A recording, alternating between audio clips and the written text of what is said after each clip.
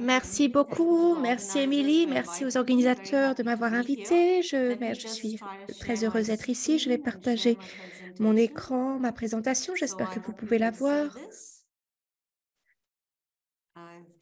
Oui, je confirme, on peut la voir. Merci. Thank you.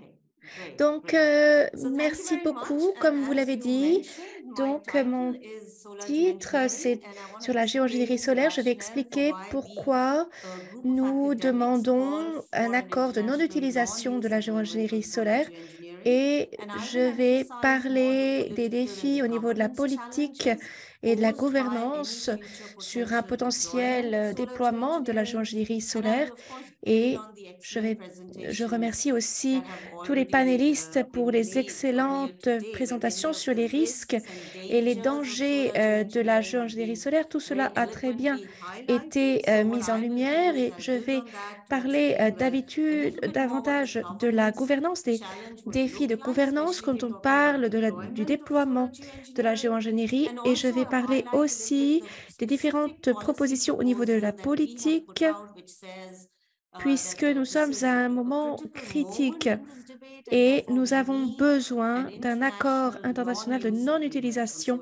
de la géoingénierie solaire. Et c'est ce que je voudrais faire pendant le temps imparti. Donc, on a parlé de géoingénierie solaire, c'est-à-dire différentes propositions spéculatives très risquées.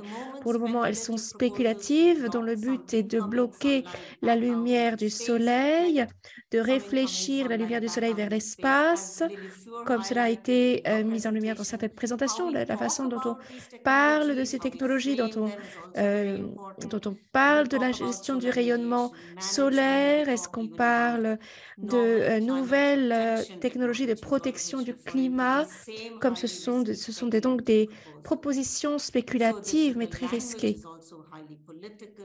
Et donc, on a parlé de ces propositions de géoingénierie solaire, comme l'injection de particules dans la stratosphère, d'aérosols, et bien sûr à une échelle planétaire, puisque c'est sur cela que je vais me concentrer maintenant. Je voudrais aussi parler du contexte politique beaucoup plus large, quand on parle de la géoingénierie solaire et de ses risques et de potentiels avantages. Et c'est toujours un petit groupe de partisans qui se concentrent dans un petit nombre d'endroits et il faut voir cela dans un contexte historique très inégal où il y a des gagnants et des perdants de la crise climatique et il y a des moteurs dans des pays qui ont engendré cette crise. Donc, nous n'allons pas pouvoir examiner la géoingénierie solaire et sa gouvernance comme une sorte de solution bénigne qui peut être considérée en dehors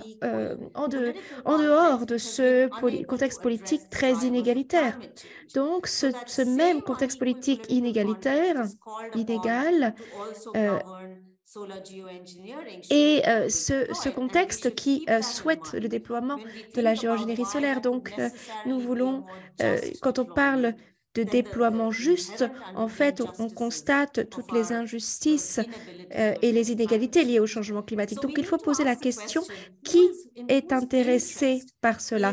Qui voudrait mettre la géoingénierie sur la table? Qui demande à ce que cette géoingénierie solaire soit sur la table comme option au niveau du climat? Donc, je l'ai dit, c'est un petit group de personnes. Ce ne sont pas des scientifiques. Cela ne fait pas partie d'un courant majeur au niveau des scientifiques. Ça, on est d'accord là-dessus. Donc, le changement climatique devient de plus en plus sévère. Ça, c'est un point de départ pour nous tous. Par contre, le désaccord, c'est quel est le rôle de la géoingénierie solaire? Est-ce que cela va aggraver les impacts du changement climatique ou est-ce que cela va permettre de résoudre certains impacts du changement climatique? Donc là, c'est là que nous avons un désaccord. Je vais essayer de ne pas parler trop vite pour l'interprétation. J'espère que je ne parle pas trop rapidement. Dites-moi si c'est le cas. It's Donc, good. It's fine. Thank you very much. It's oui, perfect. merci, ça va Thank you très very bien. Merci much. beaucoup. It's perfect. Donc, Okay. So some of us nous fundamentally sommes en disagree that désaccord. keeping this Certains sont option en on the table désaccord will sur le help fait de us garder address cette those very option dangerous sur la impacts of table. climate change. Et pour But ceux qui those who are souhaitent, suggesting qui that it suggèrent will are que contributing, cela even though it's a pourrait. small group, it's contributing to Donc, what we call a ceux qui veulent creeping garder cette option sur la table, en normalization fait, of this contribuent à une idea that we normalisation need to de talk cette about solar technique. geoengineering. C'est ce que And this j'appelle is une coming from, normalisation. as I said, Et well, it's cela a vient few groups. It's de largely from the certains United States, like the US partisans, National particulièrement aux Academy of États-Unis. Sciences, On which put a un out a report rapport saying we need qui to dit have a qu'il y a research besoin d'un program on programme de solar recherche sur la geoengineering. géoingénierie. Il y There's a the aussi SCOPEX l'expérimentation experiment was SCOPEX dont on mentioned a already parlé by Lily tout Fu à and others. l'heure. So Donc ça where vient de this is l'Université from Harvard d'Harvard, University, un a programme de research program recherche wanting to do avec a small outdoor proposant cette experiment. And expérimentation. also elite Et il y a journals like aussi Nature un saying article ici give dans le research into journal solar Nature qui geoengineering a demande chance. So de there is a small group, but this donner une small group chance is à ce also programme de supported by géoingénierie solaire.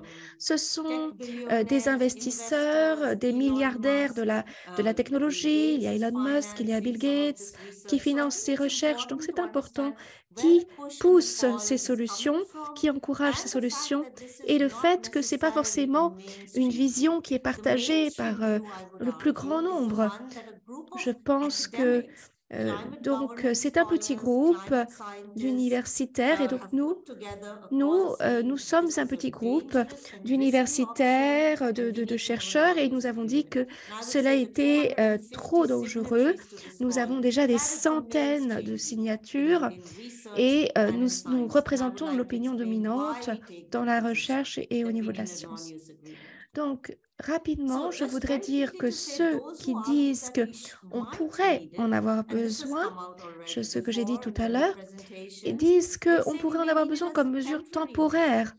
Je crois Clive que Hamilton Clive in his very, Hamilton very euh, eloquently laid a out a dit horror qu'effectivement, scenario where we could en have in 2040, 2040, il pourrait there y could avoir be une an emergency, urgence, many, many il pourrait y deaths, avoir millions des of deaths from heat millions waves. de morts What do we do in that kind of, there's an à enormous cause moral de dilemma. We vagues de might chaleur. Et get bien sûr, c'est pushed un dilemme to do moral. something like this. But Mais les the arguments qui argument sont mis being sur made la is we table, need this c'est as a qu'il y a que temporary c'est une measure mesure to buy temporaire pour time permettre de gagner du temps. until we can do Et what we qu'est-ce need to qu'on do, fait? which is En fait, il faudrait decarbonization and aller phase out plutôt of vers la fossil fuels or décarbonisation just phase out et of l'arrêt, fossil fuels. l'élimination des So combustibles the fossiles. question we need Et to donc, il y ask, a aussi which les questions Clive posées also par Clive. posed, is what will Donc, we en fait, actually pourquoi buy on veut time gagner du for? temps? This idea Le that we fait de will vouloir gagner temporarily du temps buy time avec for cette this option very très, très risky risquée, option, pourquoi will we est-ce qu'on really ne pourrait buy pas time gagner for a du temps just pour aller vers transition une away from transition fossil juste fuels? pour se Something débarrasser we des haven't combustibles fossiles? Donc, managed to achieve for the last 3 pourquoi est-ce decades. qu'on Why do veut we think we gagner buy du time for temps that en now? utilisant ces The other technologies? argument that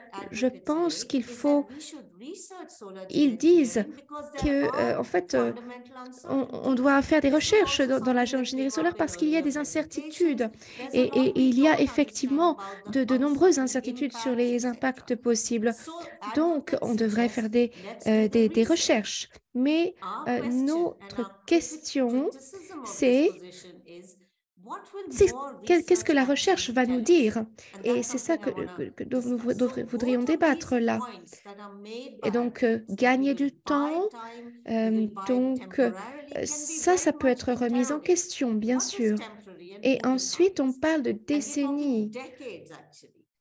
Et c'est quelque So chose qui that's doit être something we remis need to en question. question. And Et both of these claims also là, raise il y a important aussi des issues of problèmes de governance. If we say we need gouvernance.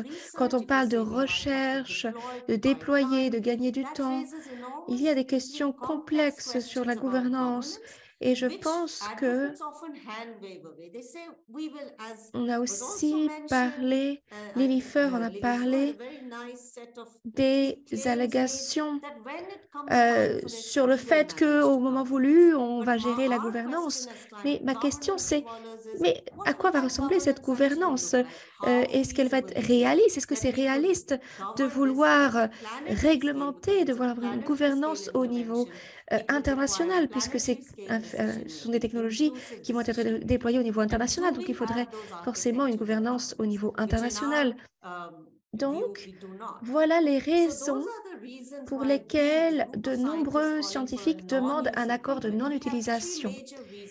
Il y a de nombreuses raisons. Donc, premièrement, il y a la nature incertaine, la nature, le fait que c'est difficile à connaître et le fait qu'il y ait des risques futurs et des dommages qui vont être distribués de façon inéquitable dans le monde et dans les systèmes climatiques. La deuxième raison, c'est que, étant donné que ce sont des interventions très risquées, et il y a un risque au niveau des systèmes climatiques qu'il n'y ait pas la possibilité de gouverner un tel déploiement, une telle technologie au niveau international. Et je vais parler un peu plus de cela. Et ensuite, donc, le fait qu'il y a des risques qu'on ne peut pas savoir et donc le fait de continuer à parler de la géoingénierie solaire comme faisant partie d'un portefeuille futur pour les politiques climatiques, en fait, pose des risques actuellement puisqu'on retarde le fait de pouvoir procéder à une transition juste, particulièrement en ce qui concerne donc tous ces acteurs historiques et par exemple les États-Unis. Donc, il faut agir maintenant, lors de cette décennie. Donc là, je vais vous parler donc des différents problèmes. Le fait d'intervenir délibérément dans les systèmes climatiques de la Terre est extrêmement risqué parce que les risques pour le système climatique de la Terre et l'efficacité de la géoingénierie solaire sont très peu compris. Euh, les impacts aussi peuvent varier dans différentes régions du monde. Donc, on peut y avoir des spéculations à l'avenir, mais on ne peut pas en fait éliminer les risques. Est-ce que vous voulez prendre ces risques? Il peut y avoir des impacts beaucoup plus importants du changement climatique avec des voilà, des impacts délétères très probables et qu'on ne connaît pas. Donc, il faut d'abord réduire l'incertitude. Donc, peut-être on a besoin de plus de modélisation climatique, peut-être des expérimentations à petite échelle qui peuvent aider à réduire des incertitudes, à comprendre comment certaines technologies pourraient fonctionner ou des petits aspects des dynamiques des nuages. Mais en fait, rien ne va nous permettre de résoudre ces incertitudes sur les effets au niveau planétaire. Donc, je vais parler ici des effets au niveau planétaire parce que la géoingénierie essaye d'avoir un effet au niveau planétaire, au niveau des températures, mais aussi il y aura des effets sur les précipitations et on ne pourra connaître ces impacts que lorsqu'on aura déployé ces technologies, puisque c'est seulement en les déployant qu'on va comprendre. Donc, si vous voulez déployer cela au niveau planétaire, et vous dites il y a des impacts et on ne comprend pas ce qui se passe. Cela pose un problème moral et politique. Et là, vous dites, OK, on va faire des recherches. Et les partisans disent, on ne dit pas qu'on veut le déployer demain, on dit seulement qu'on veut faire des recherches. Mais il y a aussi un risque politique majeur à dire, on veut faire des recherches parce que on garde cette option sur la table et on sait que, en fait, des recherches à petite échelle ou des modélisations peuvent nous aider à comprendre les risques et à dire, OK, on comprend les risques, mais on ne peut pas arriver à ce point-là. Donc, ensuite, étant donné cela, il y a le deuxième problème qui également est intéressant. Donc, la gouvernance climatique. Donc, nous avons aussi des climatologues au sein de notre initiative qui ont beaucoup réfléchi sur le premier problème que j'ai mentionné. Ensuite, concerne le deuxième problème de gouvernance mondiale équitable, le problème, c'est qu'on ne peut pas décider d'intervention au niveau planétaire de façon équitable avec le système politique qui n'est pas équitable avec des nations souveraines. Nous avons les Nations Unies, nous avons des procédures que les Nations Unies suivent, mais la question, c'est s'il y a un pays très puissant ou un acteur très puissant qui est capable de déployer cette géoingénierie solaire, eh bien, et de le mettre en œuvre au niveau planétaire, on ne peut pas, en fait, mettre ça dans les mains d'une seule personne. Il faudrait que ce soit sous le contrôle, par exemple, des Nations Unies. Donc, quels seraient les défis au niveau de la gouvernance? Cela nécessiterait des décisions mondiales, des décisions complexes, des décisions équitables et inclusives. Si on voulait le mettre en œuvre au niveau planétaire, il faudrait que tous les États puissent avoir leur mot à dire. Et c'est quelque chose que Clive a mentionné.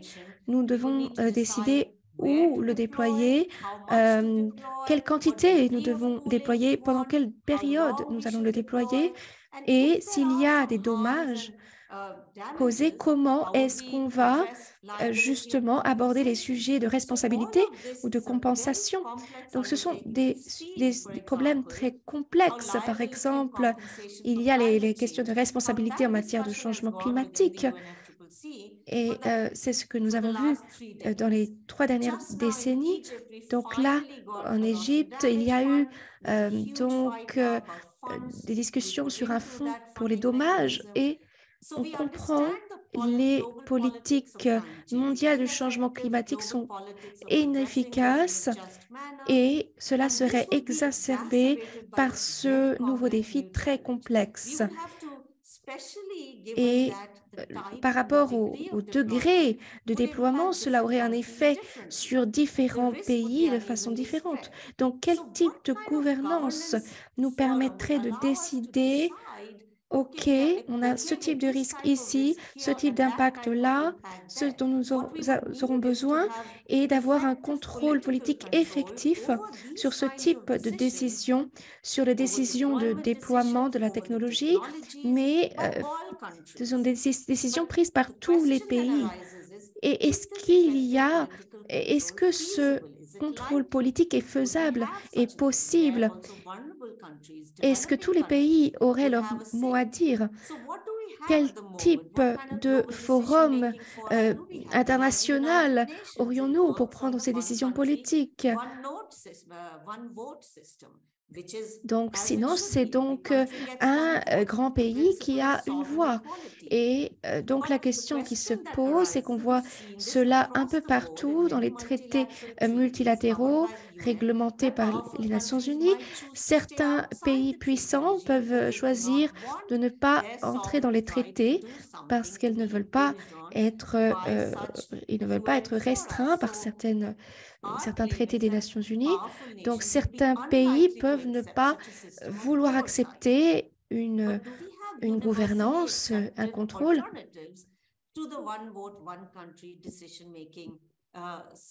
Donc, par exemple, nous pourrions penser, donc là, par exemple, un pays, une voix, mais comment donc arranger cette gouvernance mondiale? Si vous imaginez, par exemple, une assemblée des peuples du monde, par exemple, ça pourrait être comment on pourrait le représenter par rapport à la population. Donc, des pays en développement, donc si vous voyez les États-Unis, auraient 4% des voix, puisque en fonction de leur population. Et les pays en développement auraient la plupart des voix au sein des Nations Unies. Donc, est-ce que les pays puissants seraient d'accord de remettre cette technologie dans les mains des Nations Unies? C'est très improbable. Donc, si on prend par exemple les États-Unis en tant qu'exemple, puisque ce sont des États-Unis que viennent ces idées le plus, et c'est le principal émetteur. Donc, avec ce système de un pays, une voix, les États-Unis auraient une voix sur 194. Et si c'était une personne, une voix, ce serait 4,2% des voix. Donc, vous voyez, c'est très difficile de réglementer cette géoingénierie solaire avec une architecture de type Nations Unies. On aurait les pays puissants qui pourraient aussi vouloir et donc, vous pourriez avoir aussi des vétos déposés par les pays les plus puissants. Donc, vous voyez que la volonté de réglementer ces technologies, le fait qu'il n'y a pas un siège pour chacun au niveau des Nations Unies, pour chaque pays. Donc, peut-être qu'on voudrait réglementer cela en dehors du système des Nations Unies. Est-ce qu'il y aurait une alliance de pays qui ont des visions similaires, de pays qui pensent de la même façon? Mais à quoi cela ressemblerait en fait? Donc, si on reste dans une option très risquée de géoingénierie solaire, où les décisions sont prises par un petit groupe de pays très puissants. On connaît la situation géopolitique dans notre monde. On le voit tout autour de nous. Donc, si certains pays se rassemblent et il y a une sorte de course aux armements pour la géoingénierie. Donc, vous voyez, c'est quelque chose qui est très risqué. C'est un problème géopolitique très risqué. Et vous voyez, c'est mieux de ne pas être dans une position où vous avez à résoudre ces problèmes. Et aussi, ce type de technologie pourrait être déployé par des acteurs privés, même temporairement. Bien sûr, puisque cela fait déjà plusieurs décennies que ces stratégies ces technologies d'injection d'aérosols stratosphériques ont été élaborées. Donc voilà, avec une flotte de dizaines d'avions qui parcourent le monde dans tous les sens. Donc cela nécessiterait forcément un contrôle et les acteurs privés auraient un rôle crucial pour investir dans ces technologies. Cela leur donnerait aussi de l'influence.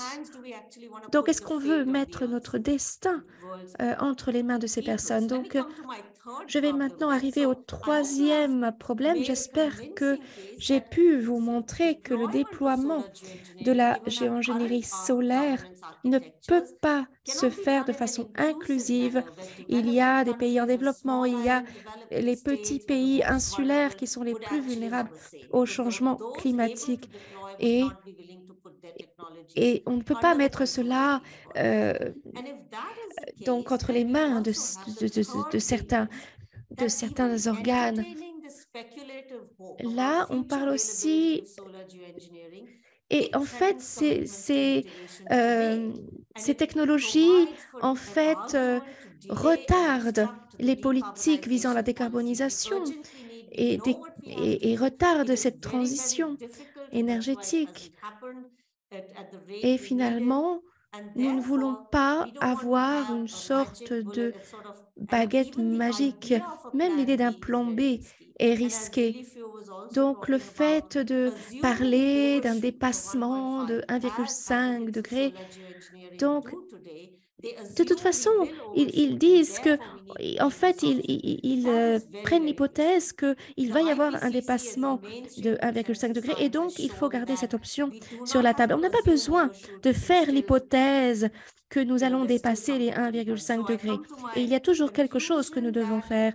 Donc, conclusion, la géoingénierie solaire n'est pas la solution et cela aurait des impacts planétaires son déploiement ne peut pas être gouverné de façon planétaire, de façon juste et efficace. Cela aussi aurait la conséquence de retarder la transformation économique et sociétale qui est nécessaire. Et même s'il y a de très bonnes intentions, les scientifiques ne peuvent pas décider comment les inventions vont être utilisées. Donc, même s'il y a des bonnes intentions, même si les scientifiques déclarent que eh bien, l'atténuation doit venir en premier, eh bien, ce ne sont pas eux qui décident. Et ensuite, si la géoingénierie solaire doit faire partie de ces mesures d'atténuation. Donc, ça doit être une décision politique. Et donc, dans ce cas-là, l'atténuation va être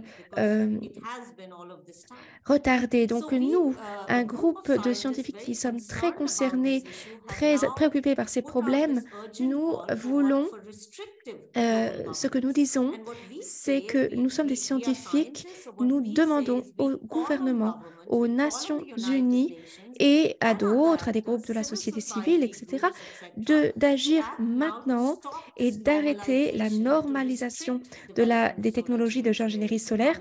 Nous ne sommes pas d'accord avec la recherche et le développement de ces technologies. Nous pensons que cela ne doit pas être un choix et cela ne doit pas être posé sur la table. Et nous avons écrit un article ici qui explique notre position. Et il y a maintenant une lettre ouverte également sur notre site Internet. Nous discutons des propositions au niveau politique de ce que nous demandons. Voilà notre site Internet. Je serai contente de vous partager toutes les informations plus tard si vous voulez agir. Il y a beaucoup de choses à faire par rapport à ces technologies et nous fournissons une sorte de forum très large et vous pouvez signer cette demande, cette lettre ouverte. Et les organisations de la société civile peuvent contribuer aussi, peuvent signer cette lettre. Ce que nous demandons, c'est que dans le cadre de cet accord de non-utilisation, nous demandons au gouvernement, aux Nations Unies et à tous les autres acteurs concernés de se mettre d'accord sur 5 engagements clés. Aucun financement public. Il y a des choses à faire vraiment pour limiter les émissions de gaz à effet de serre et pour cela, les subventions publiques peuvent être très intéressantes. Il ne doit pas y avoir d'expérimentation dans l'environnement, pas de brevets, pas de déploiement et pas de soutien des institutions internationales. Et voilà, nous disons non, aucun déploiement, pas d'expérimentation dans l'environnement. Je serais ravie d'en parler davantage. Donc, nous sommes maintenant 450 scientifiques de plus de 50 pays qui avons maintenant signé cette lettre ouverte en soutien à cet accord de non-utilisation et cela représente une opinion majoritaire. Et voilà quelques citations de certains de nos soutiens, par exemple, Amitav Ghosh, il n'est pas scientifique, il a un doctorat et il demande des questions fondamentales. Mais qui va gagner? Qui va perdre? Le prix de ces conséquences non prévues d'interventions technologiques massives dans l'environnement a toujours été payé par les communautés pauvres et marginalisées, par des personnes racisées. Et là, professeur Stacy Van de Veer des États-Unis, qui dit que des acteurs très puissants pourraient contrôler ce type de technologie. Ensuite, il y a d'autres citations, comme le professeur Melissa Leach. Nous avons d'autres instituts des pays du Sud et des pays du Nord qui soutiennent notre initiative, qui disent que la géoingénierie solaire n'a aucune place dans le portefeuille des outils climatiques. Et voilà donc ma citation. Il s'agit d'une promesse technologique spéculative et très risquée qui est dangereuse au niveau politique et écologique, une distraction par rapport à ce que nous devons vraiment faire pour combattre le changement climatique, réduire les inégalités et aller vers une transition. Merci beaucoup.